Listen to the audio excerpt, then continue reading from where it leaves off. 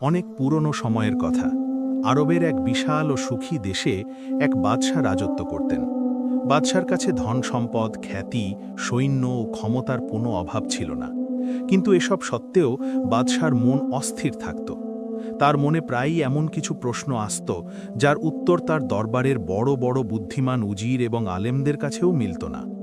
একদিন বাদশা পুরো রাজ্যে এক অদ্ভুত ঘোষণা করে দিলেন। শহরের মাঝখানে রাজ দরবার সাজানো হলো। হাজার হাজার মানুষের ভিড় জমেছিল। প্রত্যেকের মুখে ভয় ও দুশ্চিন্তার ছাপ ছিল যে আজ বাদশা আসলে কি বলতে যাচ্ছেন। বাদশা তার আলিশান সিংহাসন থেকে উঠে দাঁড়ালেন এবং উদাত্ত কণ্ঠে বললেন, হে আমার দেশের মানুষ, আমার হৃদয়ে 3টি প্রশ্ন দাফন করা আছে, যা আমাকে রাতে ঘুমাতে দেয় না। আজ আমি ঘোষণা করছি যে যে কেউ আমার এই 3টি প্রশ্নের সঠিক উত্তর দেবে, আমি তাকে আমার অর্ধেক সাম্রাজ্য পুরস্কার হিসেবে দিয়ে দেব এবং সে এই সিংহাসনে বসার যোগ্য হবে। ভিড়ের মধ্যে খুশির জোয়ার বয়ে গেল। অর্ধেক সাম্রাজ্য, এ তো যে কোনো মানুষের ভাগ্য বদলে দিতে পারে। কিন্তু তখনই বাদশা তার কথা শেষ করতে গিয়ে এক ভয়াবহ শর্ত দিলেন। বাদশার কণ্ঠ এবার কঠোর হয়ে উঠল। তিনি বললেন, কিন্তু মনে রেখো, যদি উত্তরদাতা ব্যর্থ হয় বা ভুল উত্তর দেয়, তবে তক্ষুনি জল্লাদ তার শিরশ্ছেদ করবে। আমার শুধু সত্য চাই, এবং সত্য ছাড়া আর কিছুই নয়। এ কথা শুনেই পুরো দরবারে নিস্তব্ধতা নেমে এলো। যারা পুরস্কারের লোভে এগিয়ে আসছিল, তাদের পা সেখানেই থমকে গেল। মৃত্যুর ভয় অর্ধেক সাম্রাজ্যের লোভের চেয়ে অনেক বড় ছিল। বাদশাহ মানুষের সামনে তার 3টি প্রশ্ন রাখলেন। প্রথম প্রশ্ন, সেই জিনিসটি কি যা পৃথিবীতে সবচেয়ে বেশি মূল্যবান কিন্তু তা কেনা যায় না? দ্বিতীয় প্রশ্ন, মানুষের চেয়েও শক্তিশালী কি যা মানুষ নিয়ন্ত্রণ করতে পারে?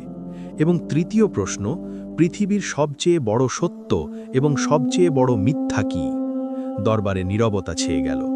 বড় বড় আলেম এবং বুদ্ধিমান লোকেরাও মাথা নিচু করে দাঁড়িয়ে রইল। কারো এত সাহস ছিল না যে নিজের জীবন বাজি রেখে এই ধাঁধার উত্তর দেয়। অনেকক্ষণ যখন কেউ এগিয়ে এলো না, তখন বাদশাহ হতাশ হতে লাগলেন। তখনই ভিড় ঠেলে এক যুবক সামনে এগিয়ে এলো। সেই যুবককে দেখতে খুবই গরিব মনে হচ্ছিল।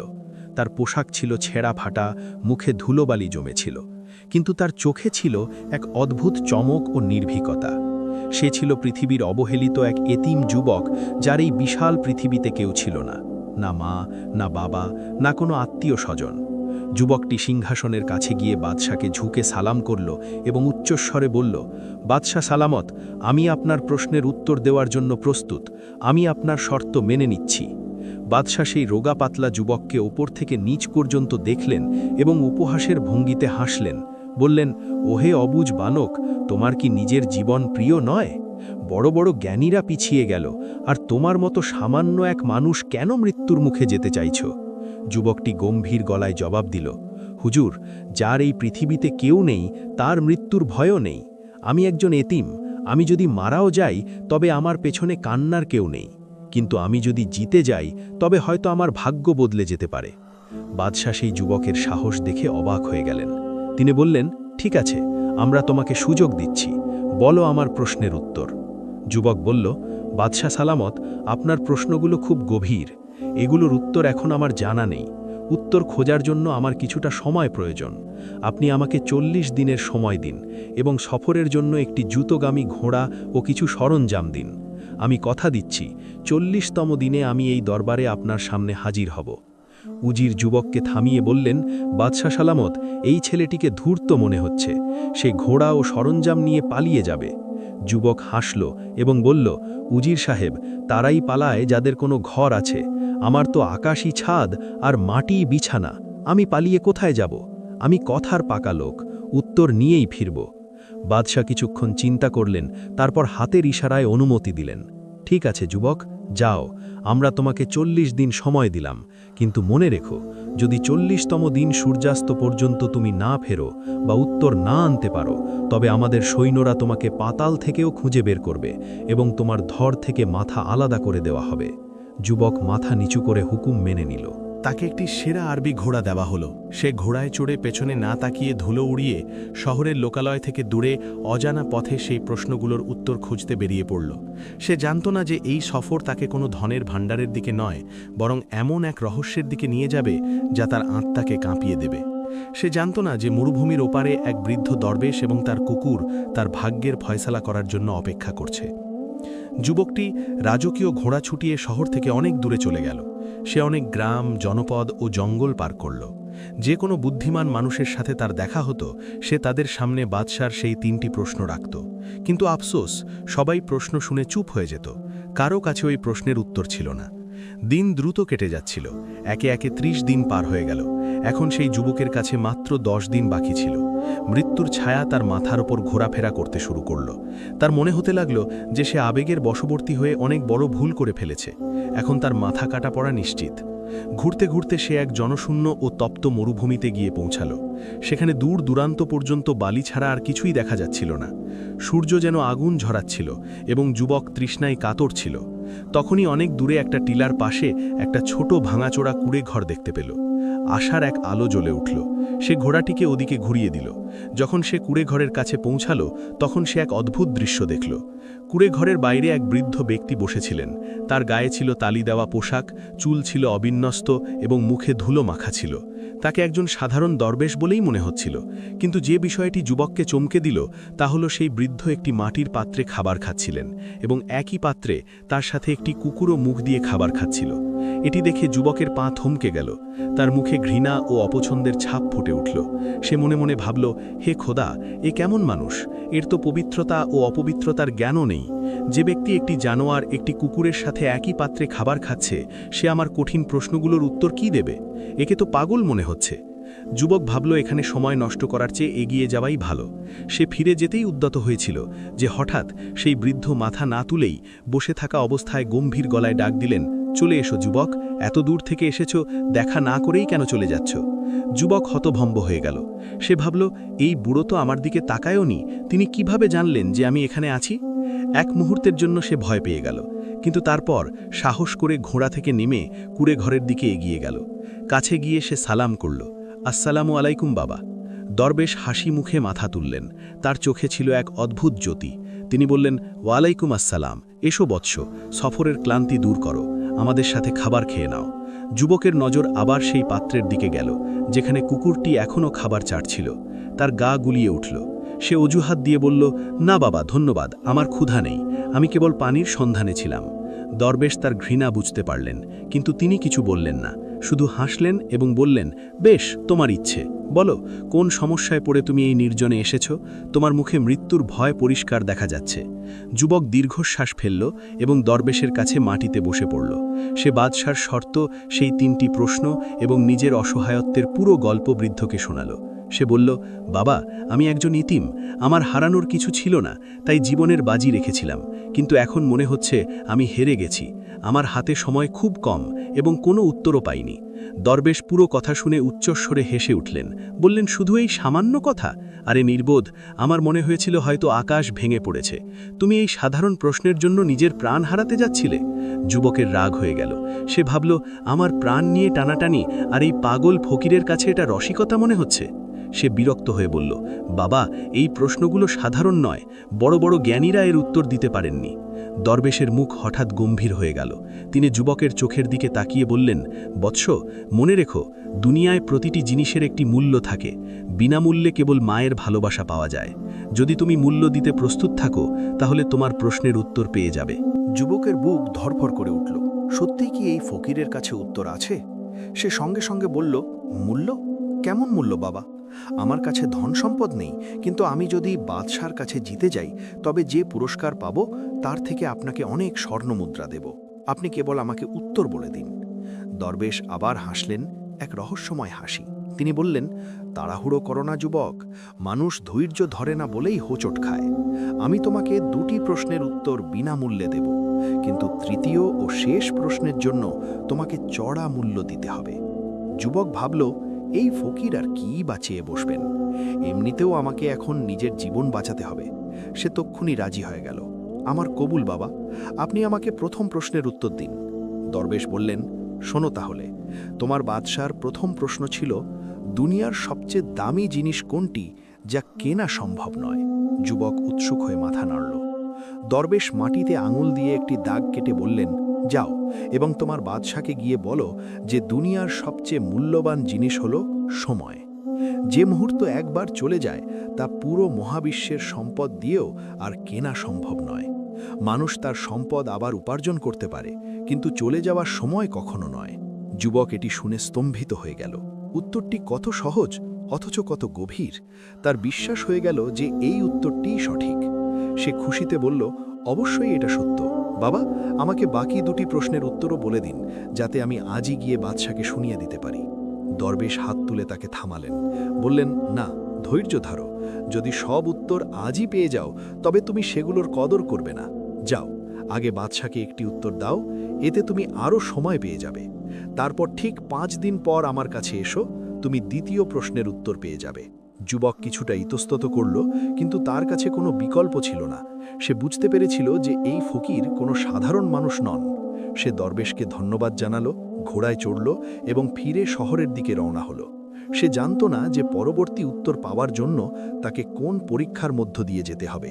যুবক তার ঘোড়া ছুটিয়ে বাতাসের বেগে রাজপ্রাসাদে পৌঁছে গেল। দরবার সাজানো ছিল। বাদশাহ ও সমস্ত উজির অধীর আগ্রহে ছেলেটির অপেক্ষায় ছিলেন। কারো বিশ্বাস ছিল না যে সে ফিরে আসবে। সবার মনে হচ্ছিল সে ভয়ে পালিয়ে গেছে।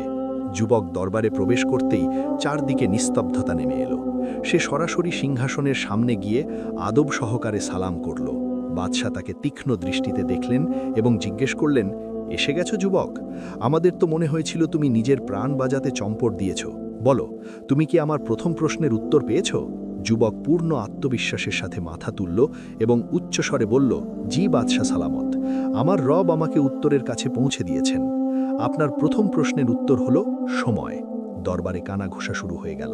যুবক বলতে থাকল, হুজুর, সময় হলো একমাত্র জিনিস যা দুনিয়ায় সবচেয়ে দামি। আপনি যদি আপনার পুরো সাম্রাজ্য, আপনার সমস্ত ভাণ্ডারও বিলিয়ে দেন, তবুও আপনি চলে যাওয়া একটি মুহূর্তও আর কিনে ফিরে পাবেন না। সম্পদ আসে আর যায়, কিন্তু সময় শুধু যায়, কখনো ফিরে আসে না। বাদশার চোখে চমক দেখা দিল। এই উত্তরটি এতই সত্য ছিল যে কেউ একে অস্বীকার করতে পারল না। বাদশাহ খুশি হয়ে বললেন, সাবাস যুবক, তুমি একদম ঠিক বলেছ। আমরা তোমার উত্তরে সন্তুষ্ট। কিন্তু এখনও দুটি প্রশ্ন বাকি আছে, এবং মনে রেখো, শর্ত এখনও শেষ হয়নি। যুবক হাত জোড় করে বলল, হুজুর, আমার বাকি প্রশ্নের উত্তরের জন্য সময় প্রয়োজন। আমি কথা দিচ্ছি, সময় শেষ হওয়ার আগে আমি বাকি উত্তরগুলোও নিয়ে আসব। বাদশাহ অনুমতি দিলেন। যুবক প্রাসাদ থেকে বেরিয়ে স্বস্তির নিঃশ্বাস ফেলল। তার প্রাণ আপাতত বেঁচে গিয়েছিল। ঠিক 5 দিন পর যুবক আবার সেই মরুভূমিতে, সেই কুঁয়েঘরের কাছে পৌঁছাল। দরবেশ সেখানে বসে বালির উপর কিছু দাগ কাটছিলেন। যুবক ঘোড়া থেকে নেমে সালাম করল, বাবা, আপনার উত্তর সঠিক হয়েছে। বাদশাহ খুব খুশি হয়েছেন। এখন আমাকে বাকি দ্বিতীয় প্রশ্নের উত্তর বলে দিন। দরবেশ মাথা তুললেন এবং হাসলেন। বললেন, খুশি হলাম যে তুমি ফিরে এসেছ। শোনো তাহলে দ্বিতীয় প্রশ্নের উত্তর। যুবক তক্ষুনি দরবেশের কাছে বসে পড়ল। দরবেশ পূর্ণ মনোযোগ দিয়ে বললেন, তোমার বাদশার দ্বিতীয় প্রশ্ন ছিল, সেটি কি যা মানুষের চেয়েও শক্তিশালী, কিন্তু মানুষ তাকে নিয়ন্ত্রণ করতে পারে? যুবক মাথা নাড়ল। জি বাবা, এটাই প্রশ্ন ছিল। দরবেশ তার চোখের দিকে তাকিয়ে বললেন, বৎস, সেই জিনিসটি হল নফস বা মানুষের কুপ্রবৃত্তি। মানুষের নফস যে কোনো বন্য জানোয়ার বা শত্রুর চেয়েও বেশি শক্তিশালী। এই নফসই বাদশাকে ফকির বানিয়ে দেয়, আর ফকিরকে বাদশা। এটি মানুষকে গুনাহ ও ধ্বংসের পথে নিয়ে যায়। কিন্তু দরবেশ থামলেন এবং বললেন, কিন্তু মানুষ চাইলে তার এই নফসকে নিয়ন্ত্রণ করতে পারে। যে নিজের নফসকে নিয়ন্ত্রণ করতে পারে সেই সেকেন্দার, আর যে নফসের অধীনে চলে যায় সে গোলাম। যুবক এই উত্তর শুনে খুশিতে লাফিয়ে উঠল। বলল, বাহ বাবা, কি চমৎকার উত্তর! বাদশাহ এটি শুনে অবাক হয়ে যাবেন। সে সঙ্গে সঙ্গে বলল, বাবা, আমার হাতে এখন সময় খুব কম। আপনি আমাকে তৃতীয় ও শেষ উত্তরটিও এখন বলে দিন, যাতে আমার কাজ শেষ হয়। দরবেশের মুখ হঠাৎ কঠোর হয়ে গেল। তিনি যুবকের হাত চেপে ধরলেন এবং বললেন, না, এত জলদি নয়। আমি বলেছিলাম না, প্রতিটি জিনিসের একটি মূল্য থাকে। দুটি উত্তর বিনামূল্যে ছিল, কিন্তু তৃতীয় উত্তরের মূল্য তোমাকে দিতেই হবে। যুবক অবহেলার সাথে বলল, আরে বাবা, আপনি মূল্যের চিন্তা করবেন না। আপনি যা চাইবেন আমি তাই দেব। সোনা দানা, জমিদারি, বাদশাহ আমাকে অর্ধেক সাম্রাজ্য দিতে চলেছেন। আপনি শুধু হুকুম করুন। দরবেশ এক গভীর ও রহস্যময় হাসি হাসলেন। বললেন, বৎস, আমার তোমার সোনা দানা চাই না। আমার মূল্য অন্য কিছু, আর সেটা তুমি তখনই জানতে পারবে যখন তুমি শেষবার আমার কাছে আসবে। যুবকের কপালে ভাঁজ পড়ল। তার মনে হলো এই বুড়ো পাগল, সোনা দানা ছাড়া আর কি মূল্য হতে পারে। সে ভাবল, যাই হোক, যা চাইবেন দিয়ে দেব, এখন আমার যাওয়া উচিত। দরবেশ তাকে যাওয়ার ইশারা করলেন এবং বললেন, যাও যুবক, বাদশাকে দ্বিতীয় উত্তর দাও, এবং মনে রেখো, আমার কাছে তখন আসবে যখন তোমার সময় শেষ হতে মাত্র 1 দিন বাকি থাকবে, তার আগে নয়, তার পরেও নয়। যদি তুমি সঠিক সময়ে আসো তবেই শেষ উত্তর পাবে, নতুবা খালি হাতে ফিরতে হবে। যুবক দরবেশের কথা মানল এবং সেখান থেকে রওনা দিল। সে সারা পথ ভাবতে লাগল যে এই ফকির শেষ উত্তরের বদলে কি চাইবেন, কিন্তু নিজের ওপর তার ভরসা ছিল। তার মনে হলো সম্পদ দিয়ে সব কেনা যায়। সে জানত না যে মূল্য দরবেশ চাইতে চলেছেন তা তাকে জীবিত অবস্থায় মেরে ফেলবে। যুবক প্রাসাদে পৌঁছে দরবারে বাদশাকে দ্বিতীয় প্রশ্নের উত্তর দিল। সে বলল, বাদশা সালামত, সেই শক্তিশালী জিনিসটি হল নফস বা মানুষের কামনা বাসনা। যে মানুষ নিজের নফসকে কাবু করতে পারে সে দুনিয়া জয় করে নেয়, আর যে নফসের গোলাম হয় সে ধ্বংস হয়ে যায়। বাদশাহ এই উত্তরে অত্যন্ত সন্তুষ্ট হলেন। তিনি ঘোষণা করলেন, যুবক, তুমি জয়ের খুব কাছে। কাল আমাদের শর্তের শেষ দিন। যদি কাল সূর্যাস্ত পর্যন্ত তুমি তৃতীয় প্রশ্নের সঠিক উত্তর দিতে পারো, তাহলে কথা দিচ্ছি অর্ধেক সাম্রাজ্য তোমার পায়ে থাকবে। কিন্তু মনে রেখো, যদি কাল সূর্যাস্ত পর্যন্ত তুমি উত্তর না আনতে পারো, তাহলে জল্লাদ তোমার গর্দান উড়িয়ে দেবে। যুবক মাথা নত করল এবং সেখান থেকে বেরিয়ে পড়ল। এখন তার কাছে মাত্র 1 দিন ও 1 রাত বাকি ছিল। তার হৃৎস্পন্দন বেড়ে গিয়েছিল। তার একদিকে আনন্দ ছিল যে সে সাম্রাজ্যের মালিক হতে যাচ্ছে, আবার ভয়ও ছিল পাছে সেই দরবেশ নিজের কথা থেকে সরে না যান। ছুটতে ছুটতে সে সেই মরুভূমিতে পৌঁছল। সূর্য ডুবতে বসেছিল। সে কুড়েঘরের কাছে পৌঁছতেই দেখল দরবেশ সেখানে বসে আছেন। তার কাছে সেই কুকুরটিও শুয়েছিল। যুবক ঘোড়া থেকে লাফিয়ে নেমে হাঁপাতে হাঁপাতে দরবেশের পায়ে লুটিয়ে পড়ল। বলল, বাবা, বাবা, আমাকে বাঁচান, কাল আমার জীবন মৃত্যুর ফয়সালা হবে, আমাকে শেষ প্রশ্নের উত্তর বলে দিন, পুরো সাম্রাজ্য আমার জন্য অপেক্ষা করছে। দরবেশ খুব শান্তভাবে তার দিকে তাকালেন এবং হাসলেন। তিনি বললেন, এসে গেছো যুবক, আমার মনে আছে। আমি বলেছিলাম যে প্রতিটি জিনিসের একটি মূল্য থাকে। যুবক জলদি তার পকেট থেকে স্বর্ণমুদ্রার থলি বের করল এবং দরবেশের সামনে রেখে দিল। বলল, এই নিন বাবা, এতে অনেক সোনা আছে, আর আপনি বললে আমি সাম্রাজ্য পাওয়ার পর আপনার জন্য প্রাসাদও বানিয়ে দেব, শুধু আমাকে উত্তরটা দিয়ে দিন। দরবেশ সোনার থলিতে হাতও দিলেন না। তিনি পাশে রাখা একটি মাটির বাটি তুললেন এবং একটি কলস থেকে সামান্য দুধ তাতে ঢাললেন। যুবক অবাক হয়ে দেখছিল। দরবেশ সেই দুধের বাটিটি তার পাশে বসে থাকা কুকুরের সামনে রাখলেন। কুকুরটি ক্ষুধার্ত ছিল, সে লোলুপ দৃষ্টিতে দুধ পান করতে শুরু করল। যুবকের ঘৃণা লাগছিল, সে মুখ ফিরিয়ে নিতে যাচ্ছিল। তখনই দরবেশের কণ্ঠস্বর গর্জে উঠল, থামো। যুবক থেমে গেল। যখন কুকুরটি অর্ধেক দুধ পান করে তার তৃষ্ণা মেটালো, তখন দরবেশ সেই বাটিটি, যাতে কুকুরের এঁঠো দুধ বাটি ছিল, তুলে নিলেন এবং যুবকের দিকে বাড়িয়ে দিলেন। যুবকের কপালে ঘাম দেখা দিল। দরবেশ কঠোর কণ্ঠে বললেন, যুবক, আমার তোমার সোনাদানা চাই না, আমার মূল্য শুধু এটুকুই যে এই বাটিটি ধরো এবং এতে থাকা অবশিষ্ট দুধটুকু আমার সামনে পান করো। যুবকের পায়ের নিচ থেকে মাটি সরে গেল। তার মনে হলো কেউ যেন তার গলা টিপে ধরেছে। সে চিৎকার করে উঠল, বাবা, আপনি এ কি বলছেন? এটি কুকুরের এঁঠো দুধ। আমি এটি কিভাবে পান করতে পারি? আমি একজন মানুষ, আশরাফুল মাখলুকাত। আমি মরে যাব, কিন্তু এটি পান করব না। তার মনে পড়ল সে সব সময় এই ফকিরকে ঘৃণা করত, কারণ তিনি কুকুরের সাথে খাবার খান, আর আজ সেই লাঞ্ছনাই তার সামনে এসে দাঁড়িয়েছে। দরবেশের চোখে আগুনের ফুলকি জ্বলে উঠল। তিনি বললেন, তবে যাও, যদি তোমার আমি এবং তোমার অহংকার এতই প্রিয় হয়, তবে গিয়ে নিজের প্রাণ দাও। কাল যখন জল্লাদ তোমার মাথা কাটবে, তখন ভেবো সেই মৃত্যু ভালো ছিল নাকি এই দুধ। যুবক কাঁপতে লাগল।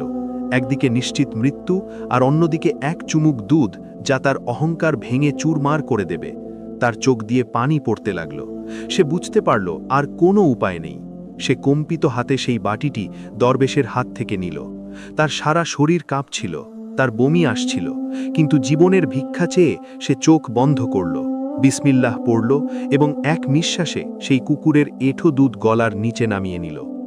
দুধ পান করার সাথে সাথেই সে হাঁটুর ওপর ভর দিয়ে বালিতে পড়ে গেল এবং ফুঁপিয়ে কাঁদতে লাগল। তার দম্ভ, তার অহংকার সব ধুলোয় মিশে গিয়েছিল। সে এখন এক ভেঙে পড়া মানুষ। সে কাঁদতে কাঁদতে বলল, বাবা, আমি আপনার মূল্য পরিশোধ করেছি, আমি আমার সব কিছু হারিয়েছি, এখন তো আমাকে উত্তর দিন। দরবেশ এগিয়ে এসে যুবকের মাথায় হাত রাখলেন। এবার দরবেশের কণ্ঠে কঠোরতা নয়, মায়াবী মমতা ছিল। তিনি বললেন, পাগল ছেলে, তুমি কি ভেবেছিলে? আমি কি তোমাকে অপমান করতে চেয়েছিলাম? না, আমি তো তোমাকে মানুষ বানাতে চেয়েছিলাম। তোমার ভেতরে বাদশাহ হওয়ার লোভ ছিল, কিন্তু তোমার ভেতরে বিনয় ছিল না। যে মানুষ নিজের ভেতরের অহংকারকে মারতে পারে না, সে কখনো বাদশাহ হতে পারে না। যুবক অশ্রুসজল চোখে তাকালো। দরবেশ বললেন, শোনো, এবার তোমার তৃতীয় প্রশ্নের উত্তর। বাদশাহ জিজ্ঞেস করেছিলেন, দুনিয়ার সবচেয়ে বড় সত্য এবং সবচেয়ে বড় মিথ্যা কি? যুবকের শ্বাস থমকে গেল। দরবেশ বললেন, যাও এবং বাদশাকে গিয়ে বলো যে দুনিয়ার সবচেয়ে বড় সত্য হলো মৃত্যু, যা থেকে কেউ বাঁচতে পারবে না। আর দুনিয়ার সবচেয়ে বড় মিথ্যা হলো এই জীবন, যাকে আমরা সত্য বলে ধরে বসে আছি, কিন্তু এটি একদিন ধোঁকা দেয়। এই উত্তর শোনার সাথে সাথেই যুবকের মনে হলো যেন তার মস্তিষ্কে বিদ্যুৎ খেলে গেল। মৃত্যু সত্য, জীবন মিথ্যা। সে দরবেশের পা জড়িয়ে ধরে ক্ষমা চাইতে লাগল। বলল, বাবা, আমাকে মাফ করে দিন, আমি আপনাকে ভুল বুঝেছিলাম, আপনি আজ আমার চোখ খুলে দিয়েছেন। দরবেশ তাকে তুলে বললেন, যাও যুবক, সময় কম, নিজের ওয়াদা পূরণ করো, কিন্তু মনে রেখো, আজ যে শিক্ষা তুমি পেয়েছ তা কখনো ভুলে যেও না। যুবক চোখের জল মুছল, ঘোড়ায় চড়ল এবং শেষবারের মতো দরবেশকে দেখে প্রাসাদের দিকে দৌড়ে গেল। সে উত্তর পেয়ে গিয়েছিল, কিন্তু তার ভেতরে কিছু একটা চিরতরে বদলে গিয়েছিল। সে আর সেই মানুষটি ছিল না যে সম্পদের লোভে ঘর থেকে বেরিয়েছিল। রাজপ্রাসাদে নিস্তব্ধতা বিরাজ করছিল। সূর্য ডুবতে মাত্র কয়েক মুহূর্ত বাকি ছিল। দরবার জনকীর্ণ ছিল, কিন্তু কারো মুখ দিয়ে কথা বেরোচ্ছিল না। বাদশাহ বারবার আকাশের দিকে তাকাচ্ছিলেন। উজির নিচু স্বরে বাদশার কানে কানে বললেন, বাদশাহ সালামত, সময় শেষ হতে চলেছে। মনে হয় সেই যুবকটি ভয়ে পালিয়ে গেছে। আমাদের উচিত জল্লাদকে প্রস্তুত থাকার নির্দেশ দেওয়া। বাদশাহ হতাশ হয়ে মাথা নাড়লেন। তার সেই যুবকের ওপর আশা ছিল, কিন্তু হয়তো মৃত্যুর ভয় জিতে গিয়েছিল। তখনই প্রাসাদের প্রধান ফটকে একটি শোরগোল হল। থামুন, আমি এসে গেছি। সবার নজর দরজার দিকে গেল। সেই যুবক, যার কাপড় ধুলোয় মাখা, চুল এলোমেলো এবং মুখ মলিন, সে টলটলে পায়ে দরবারে প্রবেশ করল। তাকে খুব ক্লান্ত দেখাচ্ছিল, কিন্তু তার চোখে এখন আর আগের মতো সেই চমক বা দম্ভ ছিল না, বরং ছিল এক অদ্ভুত নিস্তব্ধতা ও গভীরতা। সে সরাসরি সিংহাসনের কাছে এলো। বাদশাহ স্বস্তির নিঃশ্বাস ফেললেন এবং বললেন, এসো যুবক, তুমি তো আমাদের প্রাণ কণ্ঠগত করে দিয়েছিলে। যাক, তুমি সময় মতো এসেছ। বলো, তুমি কি আমার তৃতীয় ও শেষ প্রশ্নের উত্তর এনেছ? প্রশ্ন মনে আছে তো? দুনিয়ার সবচেয়ে বড় সত্য এবং সবচেয়ে বড় মিথ্যা কি? যুবক এক পলক দরবারের শান শৌকত, সোনা রূপার দেয়াল এবং বাদশার মুকুটের দিকে তাকালো। তারপর এক দীর্ঘশ্বাস নিয়ে বলল, জি হুজুর, আমি উত্তর পেয়েছি। সে উচ্চ কণ্ঠে বলল, বাদশাহ সালামাত, দুনিয়ার সবচেয়ে বড় এবং তিক্ত সত্য হল মৃত্যু। চাই সে বাদশাহ হোক বা ফকির, ধনী হোক বা গরিব, তাকে এক না একদিন মরতে হবে। কেউ একে এড়াতে পারবে না। দরবারে নীরবতা নেমে এলো। যুবক বলতে থাকল, আর দুনিয়ার সবচেয়ে বড় মিথ্যা হলো এই জীবন। আমরা একে নিজের মনে করি, একে সাজাতে পুরো জীবন কাটিয়ে দিই, কিন্তু এটি একটি ধোঁকা। এটি যে কোনো সময় সঙ্গ ছেড়ে দেয়। বাদশাহ সিংহাসন থেকে উঠে দাঁড়ালেন। তিনি তালি দিয়ে বললেন, অবশ্যই, একদম ঠিক। আজ পর্যন্ত কেউ এত সততা ও সরলতার সাথে আমার প্রশ্নের উত্তর দেয়নি। তুমি আমার আত্মাকে শান্তি দিয়েছ। বাদশাহ নিজের গলা থেকে মুক্তার মালা খুলে দিলেন এবং ঘোষণা করলেন, যুবক, তুমি শর্ত জিতে গেছ। আমার কথা মতো আজ থেকে অর্ধেক সাম্রাজ্য তোমার। তুমি আমার সমান অংশীদার। পুরো দরবার মুবারকবাদ ধ্বনিতে ফেটে পড়ল। উজির এগিয়ে এলেন এবং যুবককে রাজকীয় পোশাক পরাতে চাইলেন, কিন্তু তখনই এমন কিছু ঘটল যা কেউ কল্পনাও করেনি। যুবক উজিরের হাত সরিয়ে দিল। সে এক পা পিছিয়ে বাদশার চোখের দিকে তাকিয়ে বলল, ক্ষমা করবেন বাদশাহ সালামাত, কিন্তু আমার আপনার এই সাম্রাজ্য, এই ধন সম্পদ ও এই মর্যাদার প্রয়োজন নেই। দরবারে পিন পতন নীরবতা ছেয়ে গেল। বাদশাহ অবাক হয়ে বললেন, এ কি বলছো? তুমি কি জ্ঞান হারিয়েছ? মানুষ এই সিংহাসনের জন্য আপনজনের রক্ত ঝরায়, আর তুমি জেতা সাম্রাজ্য ফিরিয়ে দিচ্ছ? যুবকের চোখে পানি চলে এলো। তার সেই দৃশ্য মনে পড়ে গেল যখন সে কুকুরের এঁটো দুধ পান করেছিল। সে ধরা গলায় বলল, হুজুর, যখন আমি এই সফরে বেরিয়েছিলাম তখন মনে হয়েছিল সম্পদই সবকিছু, কিন্তু সেই দরবেশ আমাকে শিখিয়ে দিয়েছেন যে যখন মৃত্যুই সবচেয়ে বড় সত্য, তবে এই মিথ্যা জীবনের জন্য আমি কেন এত বোঝা বহন করব। আজ আমি আমার অহংকার ভেঙে ফেলেছি। এখন আমার এই মুকুটের নয়, বরং শান্তির প্রয়োজন। সে হাত জোড় করে বলল, আপনি যদি আমাকে পুরস্কার দিতেই চান তবে আমার অংশের এই সম্পদ সেই সব গরিব ও এতিমদের মধ্যে বিলিয়ে দিন যারা একবেলা খাবারের জন্য হাহাকার করে। আমাকে বিদায় দিন। কথা বলে যুবক ঘুরল এবং দরবার থেকে বেরিয়ে যেতে লাগল। বাদশাহ ও দরবারীরা মূর্তির মতো তাকে যেতে দেখতে রইলেন। তাদের বিশ্বাসই হচ্ছিল না যে কোনো মানুষ এত বড় ত্যাগ স্বীকার করতে পারে। বাদশার চোখেও জল এলো। তিনি ভরা দরবারে বললেন, আজ এই যুবক মুকুট ছাড়াও আমাদের সবার চেয়ে বড় বাদশা হয়ে গেল। ওদিকে যুবক প্রাসাদ থেকে বেরিয়ে এলো। তার কাছে কোনো ঘোড়া ছিল না, টাকা ছিল না, কোনো সরঞ্জাম ছিল না। সে পায়ে হেঁটে নগ্নপদে তপ্ত বালির উপর দিয়ে আবার সেই মরুভূমির দিকে রওনা হলো। তার মনে কেবল একটাই চিন্তা ছিল, আমাকে সেই দরবেশের কাছে যেতে হবে, তার কাছে ক্ষমা চাইতে হবে এবং তার সেবা করতে হবে। ওটাই আমার আসল ঠিকানা। সূর্য ডুবে গেছিল, অন্ধকার ঘনিয়ে আসছিল, কিন্তু যুবকের মনে এখন এক নতুন আলো ছিল। সে ক্লান্ত, ক্ষুধার্ত হয়ে কেবল সেই ফকিরের এক ঝলক পাওয়ার জন্য ছুটে যাচ্ছিল। তার ভয় হচ্ছিল ফাঁচে সেই দরবেশ চলে না যান। যুবক রাজপ্রাসাদের কোমল ও রেশমি জগৎকে চিরতরে পেছনে ফেলে এসেছিল। এবার তার কাছে সফর করার জন্য কোনো দ্রুতগামী আরবি ঘোড়া ছিল না। সে ছিল পায়ে হাঁটা, খালি পা। তপ্ত বালি তার পা পুড়িয়ে দিচ্ছিল। ক্ষুধা ও তৃষ্ণায় তার শরীর ভেঙে পড়ছিল, কিন্তু তার পায়ে ছিল এক অদ্ভুত গতি। দুনিয়ার কোনো জিনিসের তার পরোয়া ছিল না। তাকে কেবল সেই দরবেশের কাছে পৌঁছতে হবে যার সান্নিধ্যে সে শান্তি পেয়েছিল। হাঁটতে হাঁটতে রাত হলো। মরুভূমিতে নিস্তব্ধতা ও অন্ধকার ছেয়ে গেল। যুবক বুড়িভাবে ক্লান্ত হয়ে পড়েছিল। তার পায়ে বড় বড় ফোসকা পড়ে গেছিল, যেখান থেকে রক্ত ঝরছিল। অবশেষে সে সাহস হারিয়ে ফেলল এবং বালির এক টিলার ওপর পড়ে গেল। তার চোখ বন্ধ হয়ে আসছিল। সেই অর্ধচেতন অবস্থায় সে এক স্বপ্ন দেখল। সে দেখল সেই বৃদ্ধ দরবেশ সাদা ও উজ্জ্বল পোশাক পরে নুরানি চেহারা নিয়ে তার পাশে দাঁড়িয়ে আছেন। দরবেশের মুখে ছিল এক আধ্যাত্মিক হাসি। তিনি যুবকের মাথায় হাত রাখলেন এবং বললেন, অভিনন্দন যুবক, তুমি তোমার পরীক্ষায় সফল হয়েছ। তুমি দুনিয়ার সম্পদ তুচ্ছ জ্ঞান করে নিজের নফসকে হারিয়ে দিয়েছ। এখন তুমি মুক্ত। যুবক স্বপ্নেই হাত বাড়ালো, বাবা, আমাকে ছেড়ে যাবেন না, আমাকে সাথে নিয়ে চলুন। তখনই তার ঘুম ভেঙে গেল। ভোরের সূর্য উঠে গেছে। সূর্যের রশ্মি সরাসরি তার চোখের উপর পড়ছিল। যুবক ধরফড় করে উঠে বসল। তার মনে হলো দরবেশ আশপাশেই কোথাও থাকবেন। সে এদিক ওদিক তাকালো এবং তারপর মনে পড়ল যে সে তো এখনও পথেই আছে। সে পুরো শক্তি দিয়ে উঠে দাঁড়ালো এবং খুঁড়িয়ে খুঁড়িয়ে সেই দিকে দৌড়াতে লাগলো যেখানে দরবেশের কুড়ে কাটছিল। বাবা, আমি আসছি বাবা। দম বন্ধ হয়ে আসছিল, বুক ধড়ফড় করছিল। অবশেষে সে সেই জায়গায় পৌঁছে গেল, সেই টিলা যেখানে সে গতবার এসেছিল। কিন্তু সেখানে পৌঁছতেই তার পায়ের নিচ থেকে মাটি সরে গেল। তার চোখের সামনে যা দেখল তাতে তার মস্তিষ্ক অবশ হয়ে গেল। সেখানে কিছুই ছিল না। না ছিল সেই ভাঙা কুড়ে ঘর, না ছিল সেই বৃদ্ধ দরবেশ, আর না ছিল সেই কুকুরটি। সেখানে দূর দূরান্ত পর্যন্ত কেবল উড়ন্ত বালি। মনে হচ্ছিল যেন শতাব্দী ধরে এখানে কেউ বাসই করেনি। কোনো চিহ্ন নেই, কোনো ছাই নেই, সব কিছু গায়েব, যেন সবটাই একটা স্বপ্ন ছিল। যুবক পাগলের মতো এদিক ওদিক ছুটতে লাগল। সে হাত দিয়ে বালি খুঁড়ল, চিৎকার করে বলল, বাবা, আপনি কোথায়? দেখুন, আমি এসে গেছি, আমি আমার কথা রেখেছি, আপনি লুকাবেন না, বেরিয়ে আসুন। কিন্তু জবাবে কেবল বাতাসের শো শো শব্দ শোনা গেল। সে হাঁটুর উপর ভর দিয়ে বালিতে পড়ে গেল। সে আকাশের দিকে তাকিয়ে হাউমাউ করে কাঁদতে লাগল, ইয়া আল্লাহ, এ কেমন পরীক্ষা! যখন আমি সত্যের পথ পেলাম তখন পথ প্রদর্শকই উধাও হয়ে গেল। সে বুঝতে পারছিল না সেই দরবেশ কে ছিলেন। তিনি কি কোনো ফেরেশতা ছিলেন যিনি তাকে পরীক্ষা করতে এসেছিলেন, নাকি তিনি সময়ের কোনো নবী ছিলেন যিনি তাকে পথ দেখাতে এসেছিলেন, নাকি ওটা তার নিজের আত্মারই কণ্ঠস্বর ছিল? এই রহস্যই থেকে গেল।